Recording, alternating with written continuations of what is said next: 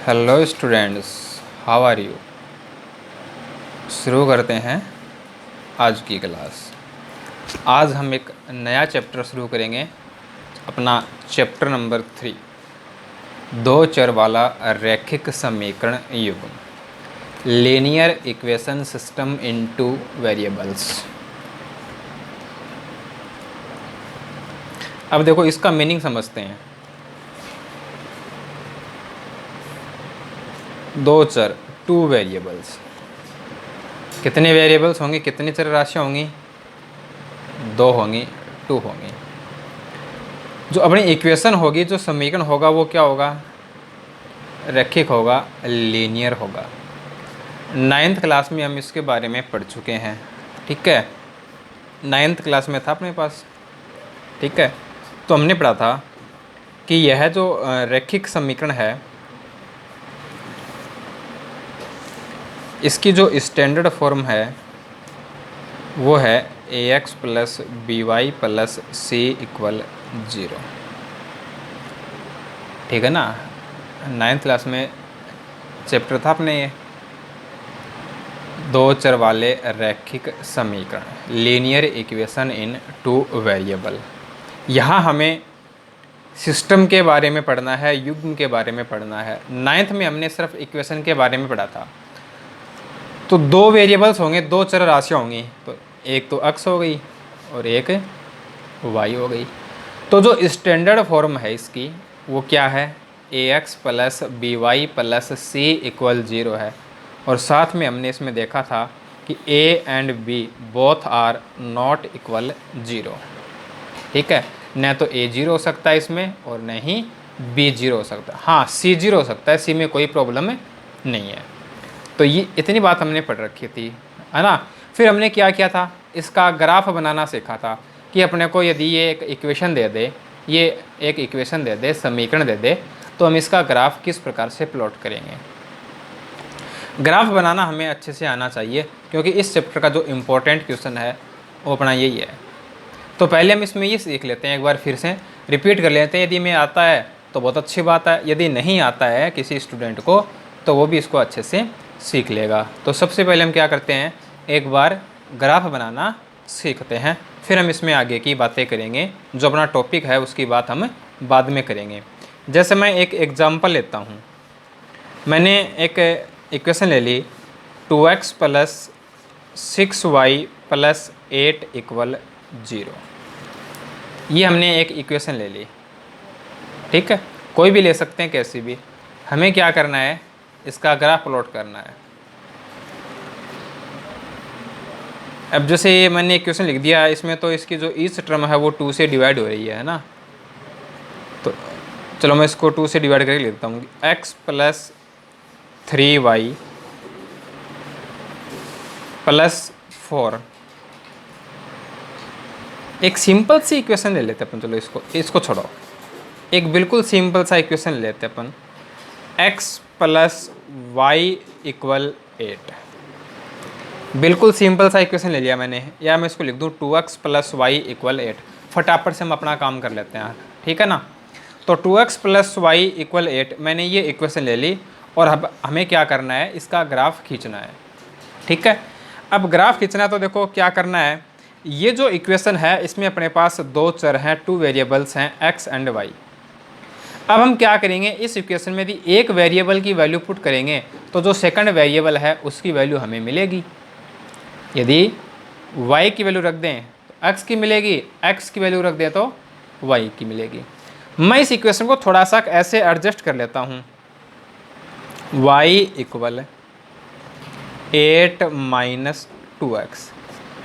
मैंने इसको इस प्रकार से लिख दिया, ठीक है। और फिर मैं क्या करता हूँ, मैं एक टेबल बना लेता हूँ। ये मैंने एक टेबल बना ली। x और y की जो वैल्यू आएंगी अपने पास, उनको हम क्या करेंगे, इस टेबल के अंदर रखेंगे। और हमने एक बात और सीखी थी कि कोई भी लाइन है, कोई भी रेखा है, उसको यूनिकली ड्रॉ करने के लिए अपने पास 2 पॉइंट्स होने चाहिए, ठीक है ना। भाई कोई हमें ये कह दे कि अपने पास ये एक पॉइंट है तो इस पॉइंट से पास होने वाली, इस पॉइंट से जाने वाली कितनी लाइन ड्रॉ कर सकते हैं, कितनी रेखाएं खींच सकते हैं? इनफाइनाइट। यदि हम 2 पॉइंट्स ले लें तो इन दोनों पॉइंट्स को ज्वाइन कराने वाली कितनी लाइंस होंगी, इन दोनों बिंदुओं को मिलाने वाली कितनी रेखाएं खींच सकते हैं? तो अपना आंसर क्या होगा? Only and only 1। अब मैं कहूँ यदि 3 पॉइंट्स हैं तो 4 हैं तो कोई मतलब है क्या उनका? यदि 2 पॉइंट्स हैं तो सफिशिएंट है, क्योंकि एक लाइन पर कितने पॉइंट्स होते हैं? इनफाइनाइट होते हैं। किसी भी रेखा पर कितने बिंदु होते हैं? अनंत होते हैं। तो किसी भी लाइन को अद्वितीय रूप से खींचने के लिए, किसी भी लाइन को यूनिकली ड्रॉ करने के लिए एटलीस्ट हमें कितने पॉइंट चाहिए? 2 पॉइंट्स चाहिए। 2 पॉइंट्स सफिशिएंट हैं, 2 बिंदु पर्याप्त होते हैं। तो हम 2 ही बिंदु लेते हैं, इसमें ज़्यादा क्यों लें, जब 2 से अपना काम हो जाए तो ठीक है। अब देखो इसमें मैंने क्या किया, x की कोई भी वैल्यू रख दी, 0 से स्टार्ट कर लो, फिर 1 2 3 4 -1 -2 -3 -4, ऐसे हम इसमें वैल्यू रखते जाएंगे। ठीक है। मैं ले रहा हूँ यहाँ पे y इक्वल टू, मैंने x की वैल्यू मैंने क्या ली? 2 ली। तो 2 को 2 से मल्टीप्लाई कर दो, 4, 8 -4, 4 आ जाएगा। तो y की जो वैल्यू है वो क्या आ जाएगी? 4 आ जाएगी। ठीक है। तो मैंने x की वैल्यू ली है 2, तो y की वैल्यू क्या आ गई? 4 आ गई। हमें ऐसी वैल्यू से बचना है जो डेसिमल में आ जाए, दशमलव में आ जाए। ठीक है। उनको हम यही कोशिश करेंगे कि हम उन पॉइंट्स को छोड़ देंगे। मजबूरी हो अपनी तब तो बात अलग होती है। ठीक है। बाकी यदि अपने को x और y की वैल्यू डेसिमल में मिलती है, पॉइंट के अंदर मिलती है, दशमलव में मिलती है, तो हमें उसको स्किप कर देना है, छोड़ देना है एक बार के लिए। ठीक है ना, कोई और पॉइंट ले लेंगे। अब मैं x की वैल्यू लेके देखता हूँ 3, तो 3 2 से मल्टीप्लाई होगा 6, और 6 8 में से माइनस करेंगे तो 2। तो x की वैल्यू मैंने ली 3, तो y की वैल्यू क्या आ गई? 2 आ गई। ठीक है, 2 पॉइंट आ गए अपने पास। अब इसका हम ग्राफ प्लॉट करेंगे। ठीक है। अब देखो ग्राफ पेपर होता तो उस पर बिल्कुल सही से आता, अभी अपना ग्राफ पेपर तो है नहीं, फिर भी मैं आपको अच्छे से समझाने का प्रयास कर रहा हूँ, इसको समझिएगा। ठीक है ना। अब देखो यहाँ इस कॉर्नर में हम क्या लिखते हैं? स्केल लिखते हैं, पैमाना लिखते हैं। x एक्सिस पे भी लिखते हैं और y एक्सिस पे भी लिखते हैं। ध्यान आना इस बात का। ठीक है। अब देखो यहाँ अपने पास क्या होते हैं? बॉक्स होते हैं। ठीक है, जिसकी लेंथ और विड्थ, लंबाई चौड़ाई 1 सेंटीमीटर होती है, 1 सेंटीमीटर होती है। अब यहाँ x एक्सिस पे अपने पास जो मैक्सिमम वैल्यू है वो 3 है, तो 3 बॉक्स है वो सफिशिएंट है ना। तो मैं इसको 1 सेंटीमीटर इक्वल 1 यूनिट रख लेता हूँ। 1 सेंटीमीटर बराबर 1 इकाई। x एक्सिस पे हमने जो स्केल लिया है वो लिया है 1 सेंटीमीटर इक्वल 1 यूनिट। ऐसे ही जो y एक्सिस है उस पर भी अपना जो स्केल है वो रहेगा 1 सेंटीमीटर इक्वल 1 यूनिट। 1 सेंटीमीटर बराबर 1 इकाई। ठीक है ना, ये हमने स्केल ले लिया इस पर। अब देखो ये अपने बॉक्सेस वाली लाइन होती हैं, 1 2 3 4, 1 2 3 4, ऐसे लाइन्स होती हैं। अब मैं फर्स्ट पॉइंट को लेता हूँ। फर्स्ट पॉइंट जो अपना है वो है 2 4। x की वैल्यू क्या है? 2। ये रही x की वैल्यू 2। यहाँ से ऐसे एक लाइन जाएगी, ऐसे ग्राफ पेपर पे दिखेगी अपने को। तो इस लाइन पर कहीं भी चले जाओ, वहाँ हमें x की वैल्यू है वो क्या मिलेगी? 2। y की वैल्यू क्या है? 4। 1 2 3 4। यहाँ से एक लाइन ऐसे जाएगी। इस लाइन पर हम कहीं भी चले जाएं, वहाँ y की जो वैल्यू है वो फिक्स है, कितनी है? 4 है। हमें चाहिए 0.24। तो ये दोनों लाइन जहाँ इंटरसेक्ट करती हैं, एक दूसरे को काटती हैं, वो अपना पॉइंट होगा 24। ठीक है। ऐसे ही सेकंड पॉइंट है 3 2। x की वैल्यू 3, y की वैल्यू 2। दोनों लाइन एक दूसरे को जहाँ कट करेंगी वह अपना पॉइंट क्या होगा? 3 2 हो जाएगा। अपने पास 2 पॉइंट्स थे, 2 बिंदु थे, दोनों को हमने क्या कर दिया, ग्राफ पेपर पे डिनोट कर दिया। अब इन दोनों को हम स्केल की सहायता से ज्वाइन कराते हुए मिलाते हुए एक लाइन खींच देंगे ऐसे। ठीक है, आगे इतनी बात समझ में कि कोई भी लाइन है उसको हम ग्राफ पे कैसे प्लॉट करेंगे, ग्राफ पे कैसे दिखाएंगे। अब आ जाते हैं अपने टॉपिक पे। तो यहाँ हमें क्या करना है, सिस्टम के बारे में पढ़ना है। ठीक है, तो सिस्टम युग्म, इसमें क्या होगा, अपने पास एक पेयर होगा, एक जोड़ा होगा। ठीक है ना, जो युग्म होगा, जो पेयर होगा, इसके बारे में हमें क्या करना है, स्टडी करना है, पढ़ाई करनी है। ठीक है, तो linear equation system in two variables. अब हम अपने टॉपिक पे आते हैं। तो इसकी जो स्टैंडर्ड फॉर्म होगी वो कुछ इस तरीके की होगी, a1x plus b1y plus c1 = 0, a2x plus b2y plus c2 = 0, a1 b1 a2 b2 इनकी वैल्यू 0 नहीं हो सकती। ठीक है, ये इसकी स्टैंडर्ड फॉर्म होती है। अब यहाँ हम क्या करेंगे, इस सिस्टम का सॉल्यूशन फाइंड करेंगे, इस युग्म का हल ज्ञात करेंगे, यानी x और y की क्या करेंगे, वैल्यू फाइंड करेंगे। तो कौन सा मेथड अप्लाई करेंगे, इसके कितने मेथड होते हैं, उन सब के बारे में डिटेल से हम यहाँ पर स्टडी करेंगे। अब देखो, जब अपने पास 1 इक्वेशन है तो 1 लाइन आई, 2 इक्वेशन है तो 2 लाइन आएंगी, 3 इक्वेशन है तो उनकी 3 लाइन हो जाएंगी। यानी जितनी इक्वेशन होती हैं उनकी उतनी ही लाइन ग्राफ पेपर पे ड्रॉ की जाती हैं। अब इस प्रकार से हमें कोई एक सिस्टम दे दे, एक पेयर दे दे, एक युग्म दे दे, और कोई हमसे ये पूछे कि जब हम इनको ग्राफ पेपर पे प्लॉट करेंगे तो जो लाइंस होंगी वो कैसी होंगी। भाई अपने पास कोई भी 2 लाइन है, वी हैव एनी 2 लाइन्स। ठीक है, तो ये जो 2 लाइन्स हैं ये किस प्रकार से हम ड्रॉ कर सकते हैं। एक तो देखो अपने पास ये तरीका है कि ये दोनों क्या होंगी, पैरेलल होंगी। एक ये है कि दोनों क्या होंगी, समपाती होंगी, कोइंसाइड होंगी। और एक ये है कि दोनों एक दूसरे को प्रतिच्छेद करेंगी, इंटरसेक्ट करेंगी। ठीक है ना, 3 पॉसिबिलिटीज है, 3 संभावनाएं हैं कि दोनों बोथ लाइन्स आर पैरेलल, दोनों रेखाएं समांतर हों, both lines are intersecting each other, दोनों एक दूसरे को प्रतिच्छेद करें, और दोनों रेखाएं समपाती हों। ठीक है, अब कौन सी पॉसिबिलिटी कब होगी, इसके लिए हमें क्या करना होगा, ग्राफ ड्रॉ करना पड़ेगा, ग्राफ प्लॉट करना पड़ेगा, ग्राफ खींचना पड़ेगा। उसके बाद उसको देखकर तो हम बता सकते हैं कि इन तीनों में से कौन सी पॉसिबिलिटी है। अब यदि ऐसा हो जाए कि ये जो सिस्टम है, ये जो युग्म है, इसको देखकर हम ऐसा बता दें, यदि ऐसा पॉसिबल हो जाए तो अपना काम तो आसान हो जाएगा।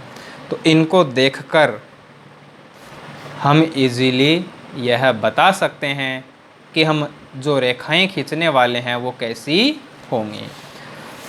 तो यहाँ जो कांस्टेंट राशियाँ हैं, जो कांस्टेंट हैं, जो अचर हैं, a1 b1 c1 a2 b2 c2, इनके बेस पर, इनके आधार पर हम यह बता सकते हैं। तो इस पेयर को, इस युग्म के आधार पर भी हम उनकी प्रकृति के बारे में, उनके नेचर के बारे में बता सकते हैं। ठीक है, अब देखो, जब ये अपने को इक्वेशन दे रखी है तो हम उसको इजीली उसका हम ग्राफ ड्रॉ कर सकते हैं, उसका ग्राफ खींच सकते हैं। अब क्या होगा, अपने को वो एक वर्ड प्रॉब्लम देता है और उस वर्ड प्रॉब्लम को हमें मैथमेटिकली या कहें कि अलजेब्रिक फॉर्म में उसको हमें लिखना होता है। तो हम यह और देख लेते हैं पहले कि जब हमें एक वर्ड प्रॉब्लम दे रखी है तो उसको हम किस प्रकार से मैथमेटिकली लिखेंगे और फिर उसका ग्राफ प्लॉट करना। ठीक है। इसी से रिलेटेड जो अपनी एक्सरसाइज होगी वो 3.1 होगी। ठीक है, तो हम पहले क्या करते हैं, अपनी जो एक्सरसाइज 3.1 है वो कंप्लीट कर लेते हैं, उसके बाद हम इन सब के बारे में डिटेल से पढ़ेंगे। ठीक है, कि इनकी जो लाइंस आएंगी वो किस प्रकार से होंगी, पैरेलल होंगी, इंटरसेक्ट करेंगी, कोइंसाइड होंगी।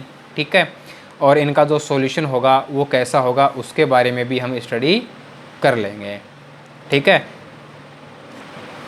भाई, इनका सॉल्यूशन क्या होगा, x और y की वैल्यू होगी। अब ये x और y की वैल्यू है वो देखो हमें कैसे मिलेगी। अब मैं ये कहूँ आपको, सपोज दैट कि x equal p and y equal q, ये इस सिस्टम का, ये इस युग्म का सॉल्यूशन है, हल है। तो इसका मीनिंग क्या होगा कि x इक्वल पी और y इक्वल क्यू हम यहाँ पुट कर दें तो यह इस लाइन को क्या करेगा, सेटिस्फाई करेगा। इसमें रख दूँ तो भी ये इसको क्या करेगा, सेटिस्फाई करेगा। ठीक है ना, इसके बारे में हम पहले पढ़ चुके हैं, कोई नई बात नहीं है। सॉल्यूशन का मीनिंग ये तो होता है। अब ऐसा नहीं है कि इसको तो क्या कर देगा, सेटिस्फाई कर देगा, लेकिन इसको सेटिस्फाई नहीं करेगा, ऐसा नहीं होता है। दोनों इक्वेशंस को ये सेटिस्फाई करेगा, तभी यह इसका क्या है, सॉल्यूशन है। अब इन दोनों को सेटिस्फाई करेगा, इन दोनों को सेटिस्फाई करने का मतलब क्या हो गया कि जब हम इनका ग्राफ प्लॉट करेंगे, जब हम इन लाइंस को ड्रॉ करेंगे, तो ये जो पॉइंट होगा वो उन दोनों लाइंस पर होगा। भाई मैंने एक लाइन तो ये ड्रॉ कर दी और एक लाइन मैंने ये ड्रॉ कर दी, तो इस सॉल्यूशन का मीनिंग क्या हुआ कि ये इन दोनों लाइंस पर होगा। अब इस लाइन पर भी होगा और इस लाइन पर भी होगा। ये पॉसिबल कब है, जब दोनों लाइन इंटरसेक्ट करें।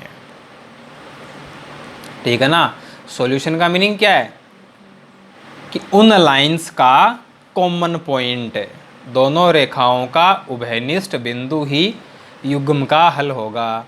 तो जब दोनों रेखाएं इंटरसेक्ट करती हैं तो ये जो पॉइंट है वो अपना क्या होगा, सॉल्यूशन होगा। अब ये क्या है, एक ही पॉइंट है, सिंगल पॉइंट है, तो हम इसको बोलते हैं अद्वितीय हल, यूनिक सॉल्यूशन। यूनिक सॉल्यूशन, अद्वितीय हल। जब दोनों लाइन संपाती हैं, दोनों रेखाएं संपाती हैं, कोइंसाइड हैं, तो यहाँ तो बहुत सारे पॉइंट्स हो गए कॉमन, है ना, उभयनिष्ठ बिंदु बहुत सारे हैं। तो यहाँ जो हलों की संख्या होगी, जो नंबर ऑफ सॉल्यूशन होंगे वो इनफाइनाइट होंगे। ऐसी स्थिति आती है तो अनंत हल होंगे। और जब लाइन है वो क्या है, पैरेलल हैं, तो इनमें कोई भी पॉइंट कॉमन नहीं है, तो इसका कोई भी हल नहीं होता, नो सॉल्यूशन, इसका कोई भी हल नहीं होता। ठीक है, तो इनके बारे में हम बाद में डिटेल से स्टडी करेंगे। अभी हम 3.1 देखते हैं। देखिए क्वेश्चन नंबर 1 है वो आपके सामने है। Aftab tales his daughter 7 years ago, I was 7 times as old as you were then. Also 3 years from now, I shall be 3 times as old as you will be. Represent this situation algebraically and graphically. Aftab अपनी पुत्री से कहता है, 7 वर्ष पूर्व मैं तुमसे 7 गुनी आयु का था, अब से 3 वर्ष बाद मैं तुमसे केवल 3 गुनी आयु का रह जाऊंगा। इसको बीजगणितीय और ग्राफीय रूप में लिखिए। अब देखो यहाँ पे 2 पर्सन्स हैं, 2 आदमी हैं, है ना, एक आफ्ताब और एक उसकी पुत्री, आफ्ताब एंड हर डॉटर। मान लेते हैं कि आफ्ताब की वर्तमान आयु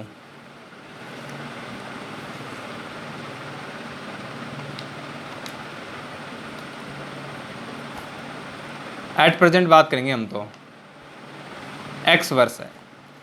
late present age of Aftab x year,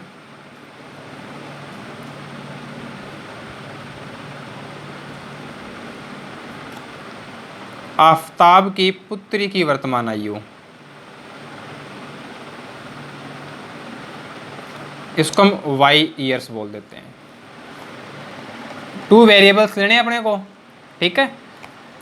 Aftab's daughter present age या present age of Aftab's daughter, 1 year. अब इन दोनों में वो क्या करेगा, रिलेशन बताएगा। ठीक है, अब यहाँ अपने पास क्या है, सिस्टम है। सिस्टम है तो वो अपने को 2 कंडीशंस देगा। देखो फर्स्ट कंडीशन, 7 वर्ष पूर्व है, 7 ईयर्स अगो, 7 ईयर्स अगो, 7 वर्ष पूर्व है, 7 ईयर्स अगो। तो 7 ईयर्स बैक जाएंगे तो एज में क्या चेंज मिलेगा अपने को, जो आज की जो आयु है वो 7 वर्ष कम मिलेगी। 7 ईयर्स बैक जाएंगे तो जो अपनी एज होगी वो 7 ईयर्स क्या होगी, कम हो जाएगी। तो आफ्ताब की जो एज है वो क्या होगी, x-7, और उसकी डॉटर की जो एज है वो क्या हो जाएगी, y-7। अब इन दोनों में वो एक रिलेशन बताएगा। क्या रिलेशन है, आफ्ताब कहता है अपनी डॉटर को कि मैं तुमसे 7 टाइम्स था। अब देखो तो अपना कॉमन सेंस भी बोलता है, आफ्ताब है वो ही बड़ा होगा अपनी डॉटर से, उसकी डॉटर थोड़ी बड़ी होगी आफ्ताब से। तो जब हम उसकी डॉटर की आयु को 7 से मल्टीप्लाई करेंगे तभी तो वो आफ्ताब की एज के इक्वल हो सकती है ना। ठीक है, तो आफ्ताब की डॉटर की जो एज है उसको मैंने 7 से मल्टीप्लाई कर दिया, तो अब दोनों की जो एज है वो क्या हो गई, इक्वल हो गई। अब इसको सोल्व कर लो, x ये 7y इधर आ जाएगा, -7y, ये -7 है, ये इधर आएगा +7, और ये -49, तो ये हो जाएगा -42। ये अपनी एक इक्वेशन बन जाएगी। ठीक है ना। अब ये बात करता है 3 वर्ष बाद की, 3 ईयर्स लेटर। तो 3 वर्ष बाद आफ्टर 3 ईयर्स क्या होगा, एज है वो 3 ईयर प्लस हो जाएगी, तो x + 3 और y + 3।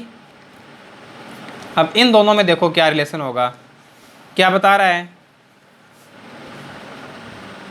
पहले वो 7 टाइम्स था, अब वो क्या रहेगा, 3 गुना होगा, 3 टाइम्स होगा।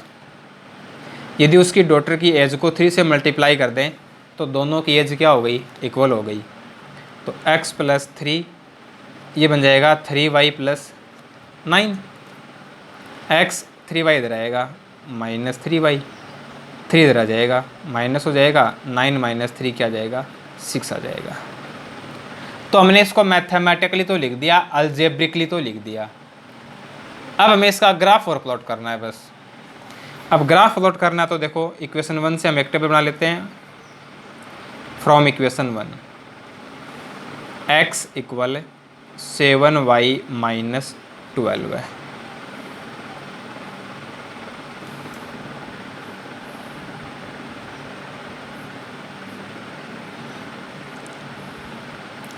y की वैल्यू हमने रख दी 6, तो 7 6 से मल्टीप्लाई होगा 42, 42 - 42 0। y की वैल्यू हमने पुट कर ली 7, 7 7 से मल्टीप्लाई होगा 49, 49 - 42, 49 - 42 क्या हो जाएगा, 7 हो जाएगा। ऐसे ही समीकरण 2 से फ्रॉम इक्वेशन 2 x इक्वल हो जाएगा 6 + 3y।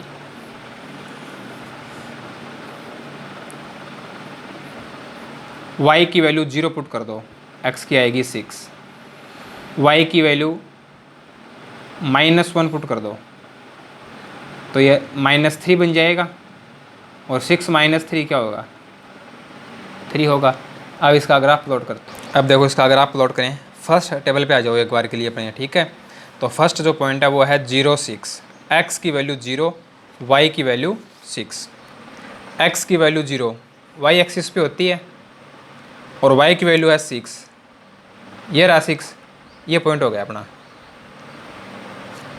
ठीक है, सेकंड पॉइंट क्या है, 7 7, x की वैल्यू 7 और y की वैल्यू 7, दोनों एक दूसरे को यहाँ इंटरसेक्ट करेंगे, तो ये जो पॉइंट है वो अपना क्या हो जाएगा, 7 7। अब इन दोनों को ज्वाइन कराते हुए हम क्या करेंगे, लाइन खींच देंगे।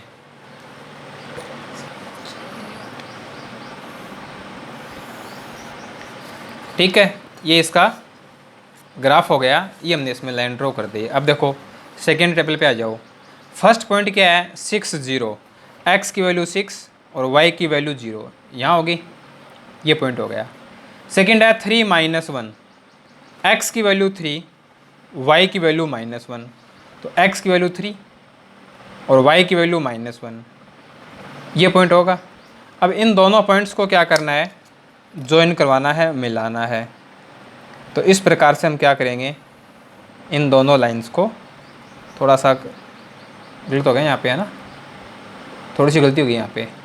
तो इस प्रकार से हम क्या करेंगे, दोनों पॉइंट्स को ज्वाइन करवा देंगे। तो ये क्या हो गया, मैंने इसको ग्राफिकली डिनोट कर दिया। हमें यहाँ किसी प्रकार का कोई सॉल्यूशन नहीं बताना, सिर्फ ग्राफिकली और अलजेब्रिकली डिनोट करना है।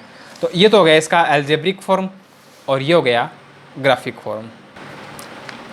ये है क्वेश्चन नंबर 2।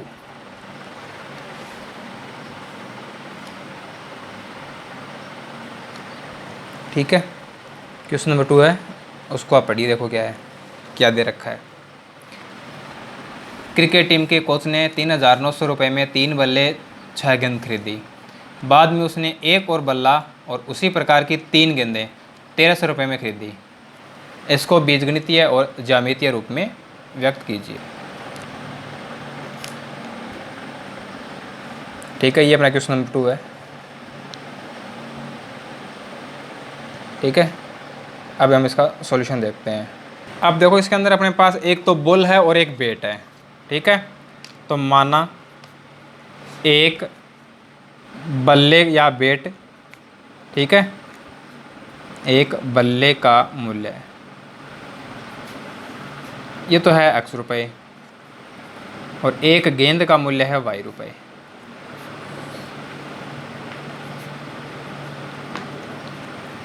ठीक है, let cost of 1 bat ₹x, cost of 1 ball ₹y। अब अपने को 2 कंडीशन दे रखी होंगी, 2 शर्त दे रखी होंगी। पहली शर्त से पहली इक्वेशन बन जाएगी, दूसरी शर्त से दूसरी इक्वेशन। पहली देखो क्या है, 3 बल्ले और 6 गेंद इतने रुपए में खरीदी। एक बल्ला है, उसकी जो कॉस्ट है वो x है, तो 3 की कितनी होगी, 3x। एक बॉल है, उसकी जो कॉस्ट है वो y है,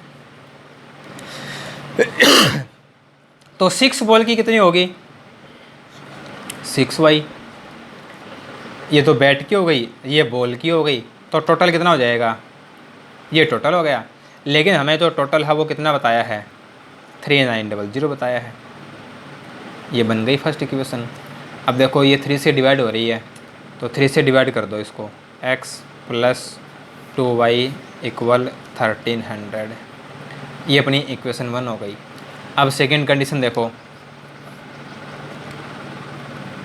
एक बल्ला 1 बैट और 3 गेंद 3 बॉल्स, 1 बैट 3 बॉल्स। ठीक है, और ये क्या हो गई इनकी टोटल कॉस्ट। हम यहाँ पे लिख सकते हैं कि फ्रॉम फर्स्ट कंडीशन पहली शर्त से, फ्रॉम सेकंड कंडीशन दूसरी शर्त से।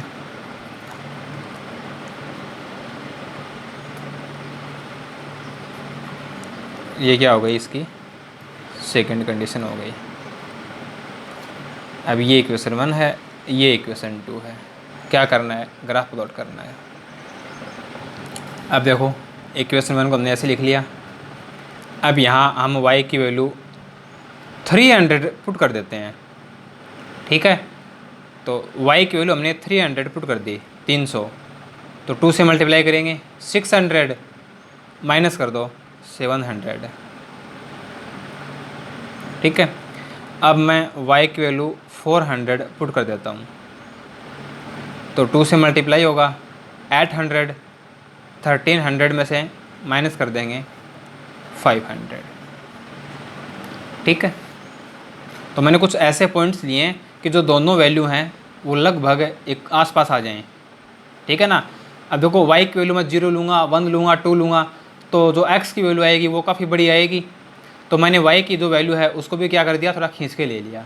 ठीक है, अब देखो इक्वेशन 2 से y 200 पुट कर दो, तो 200 है वो 3 से मल्टीप्लाई 600, तो ये बन जाएगा 700। y की वैल्यू हम ले लेते हैं 300, 3 से मल्टीप्लाई करेंगे 900, 1300 में से 900 माइनस कर दो तो ये क्या जाएगा 400। अब हम इसका ग्राफ प्लॉट करेंगे। अब देखो स्केल है उसको हम थोड़ा सा चेंज करेंगे। यहाँ देखो 700, 300, 500, 400 ऐसे वैल्यूज आई अपने पास, तो यहाँ जो स्केल है अपनी वो क्या हो जाएगी 1 सेंटीमीटर इक्वल 100 यूनिट। ठीक है ना, एक्स एक्सिस और वाई एक्सिस दोनों पे जो स्केल है वो क्या है 1 सेंटीमीटर इक्वल 100 यूनिट है। यहाँ ये हो जाएगा 100, 200, 300, 400, 500, 600, 700। ठीक है, ऐसे ही 100, 200, 300, 400, 500। ठीक है ना, ऐसे हैं ये।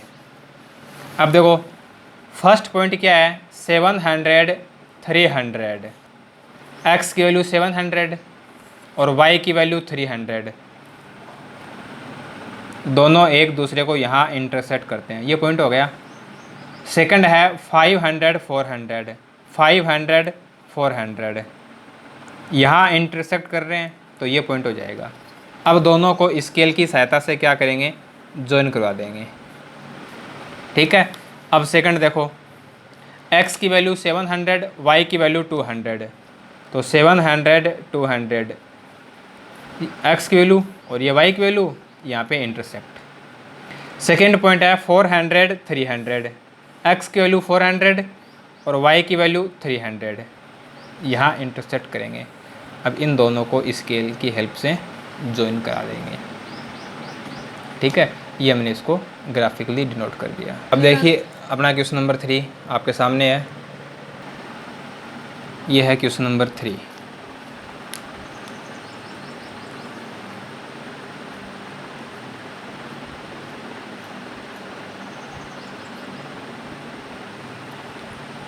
ठीक है, अब मैं आपको इसकी इक्वेशन बना के दे देता हूँ और इसका जो सॉल्यूशन है वो आपके लिए होमवर्क है। ठीक है ना, अब देखो इसमें क्या है सेब और अंगूर की बात कर रहा है। ठीक है ना, ग्रेप्स और एप्पल। ठीक है, सेब हैं और अंगूर हैं और उनकी जो क्वांटिटी है उनकी जो रेट है उसकी बात चल रही है ना। देखो 2 किलोग्राम एप्पल हो गई, 1 किलोग्राम ग्रेप्स हो गए, तो उनका जो टोटल कॉस्ट है वो 160 हो गया। तो सपोज़ दैट 1 किलोग्राम एप्पल है उसकी जो कॉस्ट है x, 1 किलोग्राम जो ग्रेप्स है उसकी जो कॉस्ट है वो है y। ठीक है, तो माना 1 किलो सेब का मूल्य x रुपये तथा 1 किलो अंगूर का मूल्य y रुपये। Let cost of 1 kilogram Apple equal rupees x, cost of 1 kilogram grapes equal rupees y।